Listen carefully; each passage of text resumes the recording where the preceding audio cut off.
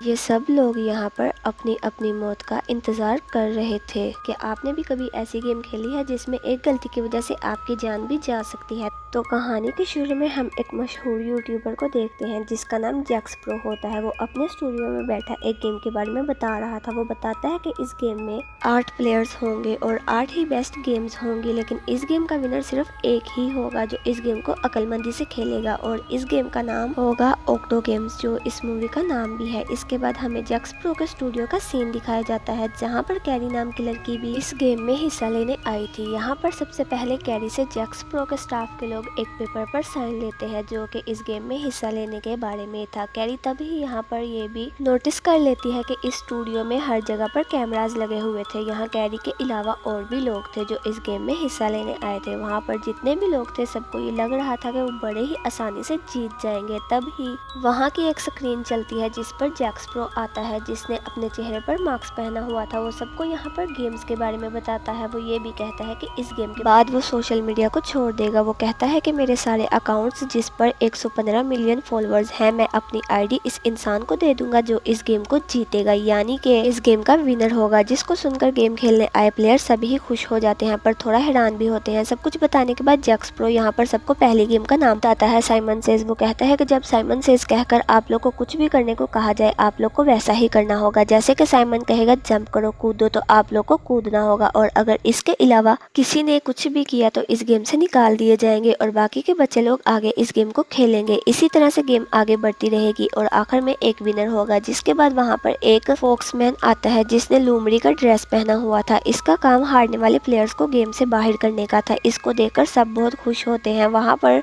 Staff का एक और आदमी जिसने लाल रंग के कपड़े और चेहरे पर मास्क पहना हुआ था, वो सीढ़ियों से ऊपर जाकर गन लेकर बैठ जाता है। अब गेम शुरू हो गई थी। यहाँ पर एक प्लेयर ने गलती कर दी थी। वो फोक्समैन इसको अपने पास बुलाता है और बुरी तरह एक हथौड़ा लेकर इसे मार देता है। इस प्लेयर को मरता देख सभी डर गए थे। तब ही एक लड़की वहाँ से भागने की कोशिश करती है, लेकिन यहाँ ऊपर बैठा आदमी इस पर भी गोली चलाकर इसे मार देता है। ऐसे ही वो बहुत से लोगों को मार देते हैं जो भागने की कोशिश कर रहे थे। ये सब देखकर वहाँ पर बचे हुए प्लेयर्स इस बात को समझ गए थे कि अगर उन्होंने इस गेम को ना खेला तो इन्हें भी अपनी जान से जाना होगा। इस गेम को दोबारा से खेलने का कहा जाता है। साइमन सबको एक टांग पर खड़ा होने का कहता है पर एक प्लेयर से एक गलती हो गई थी, इसका बैलेंस खराब हो जाता है। तभी एक स्टाफ का आदमी इस पर भी गोली चलाकर इसे भी मार देता है। जिसके बाद अगला काम ये था कि सबको कुछ वक्त के लिए अपना सांस रोकना था, पर यहाँ पर एक लड़की को उल्टी हो जाती है, मतलब वो अपना सांस रोक नहीं पा रही थी, इसलिए उसे भी गोली चलाकर मार दिया जाता है। उस लड़की को देखकर वहाँ पर प्लेयर्स भागने की कोशिश करते हैं लेकिन इन्हें भी मार दिया जाता है। पहला राउंड खत्म हो गया था। बचे थे 8 प्लेयर्स जिनको मैक्स प्रो मुबारकबाद देता है और कहता है कि आप लोग को इस गेम में आगे खेलना होगा और सभी को एक एक करके अपने बारे में बताने को कहता है। जिनमें से कैरी अपने बारे में बताती है कि वो एक सिंगर है, दूसरा प्लेयर एक वीडियो गेम स्ट्रीमर था, यानी कि वो बहुत से लाइव वीडियो गेम्स खेला करता था, तीसरी प्लेयर एक कॉमेडियन होती है। अब आगे बारी थी एक चौथे प्लेयर की जो एक कुक थी, और पांचवा प्लेयर अपना नाम स्टीवन बताता है, छठा प्लेयर एक बिजनेसमैन था, सातवां जिम ट्रेनर और आखिर में आठवां प्लेयर जो कि कार्टून चैनल की होस्ट थी। इन सब के बाद जैक्स प्रो को एक आदमी इसे इस गेम की वीडियो देता है जिसको लेकर वो अपने दोस्त के पास जाता है और इसे बताता है कि बहुत जल्दी हम यहाँ से भाग जाएंगे। दोबारा से हम स्टूडियो को देखते हैं। बचे हुए 8 प्लेयर्स को इस गेम को खेलने के लिए कपड़े दिए गए थे जिनको सभी पहन लेते हैं, पर सबके सब अब भी बहुत ज्यादा डरे हुए थे। सब यही सोच रहे थे कि आखिर इनके साथ क्या होने वाला है, ये जिंदा रहेंगे या पहले प्लेयर्स की तरह मारे जाएंगे। यहाँ पर कैरी के साथ कॉमेडियन और जिम ट्रेनर ने मिलकर अपनी एक टीम बना ली थी। इन्हें देखकर बिजनेसमैन भी स्टीवन के साथ अपनी टीम बना लेता है। जिसके बाद अब दूसरी गेम शुरू हो गई थी। इसमें जैक्स प्रो बताता है कि सबको एक नंबर दिया जाएगा और इसी नंबर के मुताबिक सब अपनी बारी का इंतजार करेंगे। इसके बाद जिसका नंबर होगा इसे जिम कूदकर आगे बढ़ना होगा। जब बोर्ड नीला होगा तब आप लोगों ने आगे जाना है और लाल रंग के आने पर रुक जाना होगा। अगर कोई लाल रंग के आने पर आगे बढ़ा या कूदा तो वो हार जाएगा। जैसे ही कोई भी एक प्लेयर इस गेम में हारेगा तो ये गेम यहीं पर खत्म हो जाएगी। अब गेम स्टार्ट होती है। बारी बारी सब इस गेम को खेलना शुरू कर देते हैं। यहाँ पर बिजनेसमैन एक चालाकी करता है, वो कैरी से अपना नंबर बदल लेता है। फिर बारी आती है टीवी शो होस्ट की। वो बहुत ही आराम से अपनी गेम को खेल रही थी। तब यहाँ पर स्टीवन सीटी बजाता है जिससे इस बेचारी का ध्यान भटक गया था और गलती से वो लाल रंग के आने पर आगे बढ़ जाती है। तभी फोक्समैन आता है और आकर इसे अपने हथौड़े से मार देता है। जैसे कि इस गेम का असूल था, जो हारेगा वो अपनी जान से जाएगा कैरी बहुत रोती है, वो अपनी साथी की जान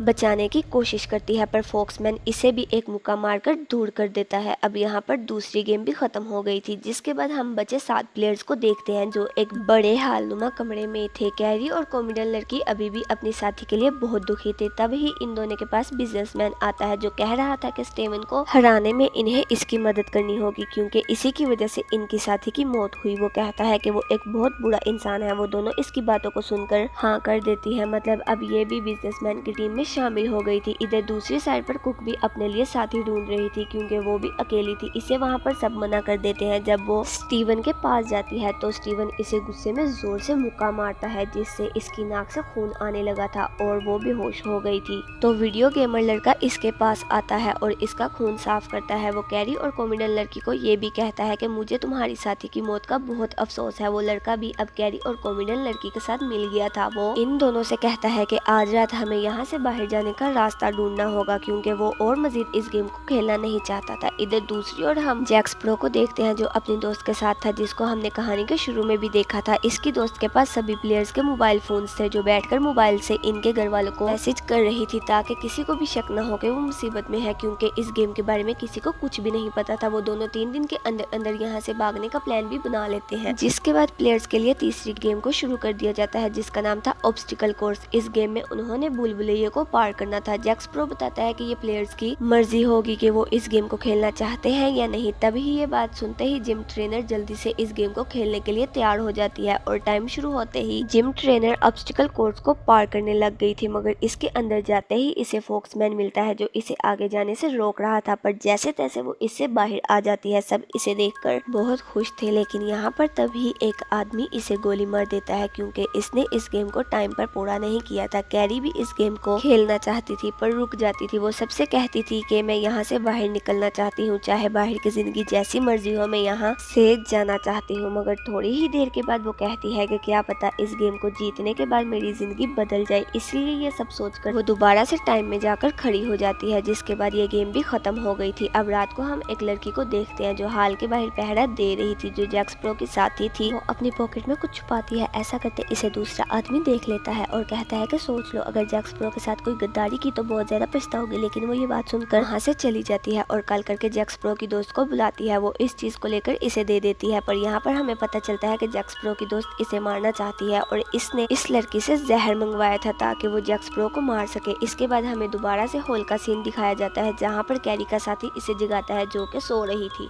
क्योंकि आज रात कैरी और कैरी के साथी ने यहाँ से भागने का प्लान बनाया हुआ था। वो लड़का जाकर फोक्समैन को देखता है। इसे लग रहा था कि वो सो रहा है, पर जैसे ही वो इसके हथौड़े को हाथ लगाता है तो वो जाग जाता है। तभी वो लड़का इससे डर जाता है और चुपचाप जाकर सो जाता है। सुबह भी हो गई थी, साथ ही की चौथी गेम भी शुरू हो जाती है। ये गेम थी म्यूजिकल चेयर, यानी कि जब तक म्यूजिक चलता रहेगा इन्हें चेयर्स के इर्द गिर्द घूमना होगा और म्यूजिक के बंद होने पर जो सबसे पहले बैठेगा वही जीत जाएगा और जो नहीं बैठ पाएगा वो हार जाएगा। फिर जो आखिर तक इस गेम को खेलेगा इसी के अकाउंट में बहुत से पैसे पहुंच जाएंगे। ये गेम अब शुरू होती है। एक एक करके सभी प्लेयर्स बाहर हो गए थे। आखिर में कुक लेडी और स्टेवन बचते हैं, जहां दूसरी ओर इन प्लेयर्स को भी दिखाया जाता है जो गेम से तो बाहर हो गए थे पर वो अभी भी जिंदा थे। तब यहाँ पर जैक प्रो की वीडियो चलती है जिसमें वो बताता है कि गेम में एक मजे का ट्विस्ट है। यहाँ पर वो मरेगा जो आखिर में चेयर पर नहीं बैठ पाएगा। अब स्टेवन और कुक लेडी में मुकाबला होता है जहाँ पर कुक लेडी जीत रही थी, लेकिन तभी स्टोन चेयर के पीछे से इसका गला दबा देता है और खुद इस चेयर पर बैठ जाता है। बेईमानी से स्टोन इस गेम को जीत लेता है। इसकी इस हरकत को बाकी के प्लेयर्स भी स्क्रीन पर देख रहे थे। ये सब देखकर बिजनेसमैन सबको स्टोन के खिलाफ भड़काता है कि इसे तो सिर्फ अपनी जीत की ही पड़ी है, इसे किसी की कोई फिक्र नहीं है। सब बातें सुनकर सब बचे हुए प्लेयर्स बिजनेसमैन की टीम में शामिल हो गए थे। ये गेम भी खत्म हो जाती है, जिसके बाद जैक स्प्रो कुक लेडी के पास आता है जो बहुत ज्यादा जख्मी थी। वो इससे कहता है कि मैंने देखा तुमने सारी गेम्स को बहुत अच्छे से खेला है, पर अब मैं ये चाहता हूँ कि तुम मेरे स्टाफ का हिस्सा बनो। कुक इस बात पर खुशी खुशी मान जाती है। दूसरी तरफ हाल में कैरी और बाकी के प्लेयर्स थे। उन्होंने अब 5वीं गेम को खेलना था जिसका नाम था हाइड एंड सीक, यानी कि इन्हें इस घर में छुपना होगा और फोक्समैन इन्हें ढूंढेगा। जैक स्प्रो बताता है कि जिसको सबसे पहले ढूंढ लिया गया वो मारा जाएगा।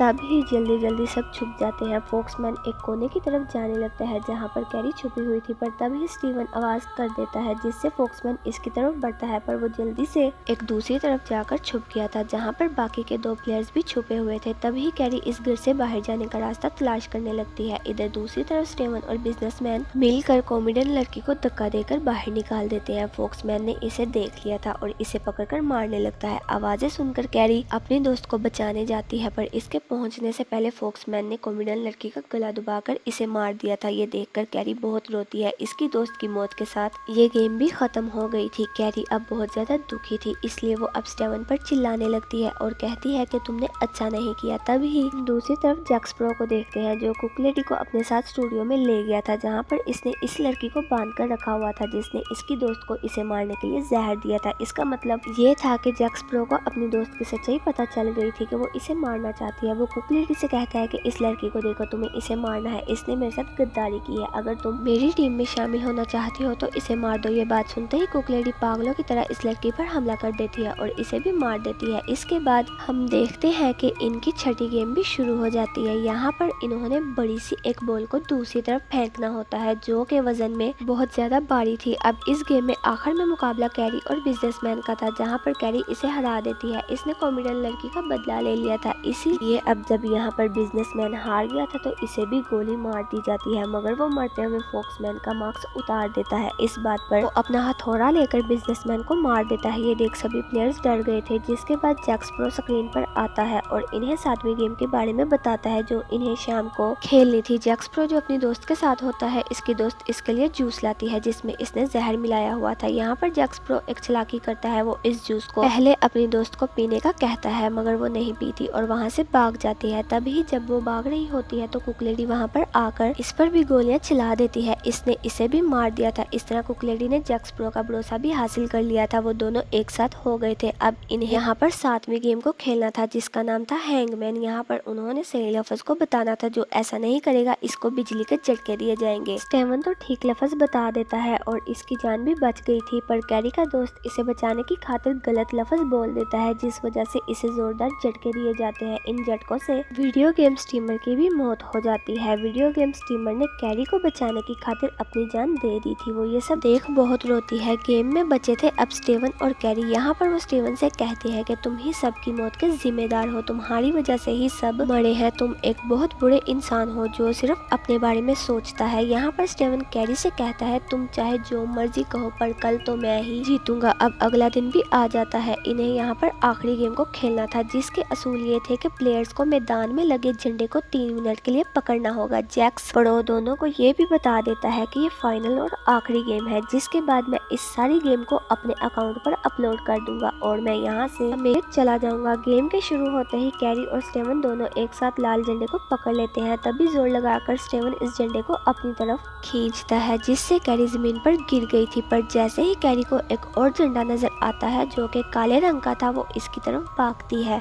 और इसे ले लेती है जो बिल्कुल सही झंडा था। तभी कुक लेडी स्टेवन को गोली चलाकर मार देती है क्योंकि वो हार चुका था। कुक लेडी ने स्टेवन से अपना बदला भी ले लिया था। जैक स्पैरो स्क्रीन पर आकर कैरी को जीतने की मुबारकबाद देता है। तभी वहाँ पर इसकी साथी आ जाती है जिन्होंने कैरी को इंजेक्शन लगाकर बेहोश कर दिया था। जब कैरी को होश आता है तो वो अपने घर में थी, जहाँ पर इसे जैक स्पैरो की आईडी और लिखा पासवर्ड मिलता है। तभी वहाँ पर जैक स्पैरो का एक साथी आकर इसका मोबाइल भी दे देता है। इसके बाद कहानी के आखिर में हमें 3 महीने बाद का सीन दिखाया जाता है। कैरी भी अब सोशल मीडिया पर बहुत मशहूर हो गई थी। वो बैठी किसी से फोन पर बात कर रही थी। वो आदमी इसे एक वीडियो भेजता है और देखने का कहता है। जैसे ही वो वीडियो को देखती है, वो वीडियो देखकर हैरान हो गई थी क्योंकि इस वीडियो में कोई और नहीं बल्कि जैक स्पैरो था जो अपने नए नाम और नई आईडी के साथ वापस आ गया था, जो फिर से वीडियोस बना रहा था अपने नए नाम के साथ, जिसको देखकर कैरी बहुत डर गई थी। आगे जैक स्पैरो किसके साथ गेम्स खेलेगा, किस किस की जान जाने वाली थी और इसी सस्पेंस के साथ ये कहानी यहीं पर खत्म हो जाती है।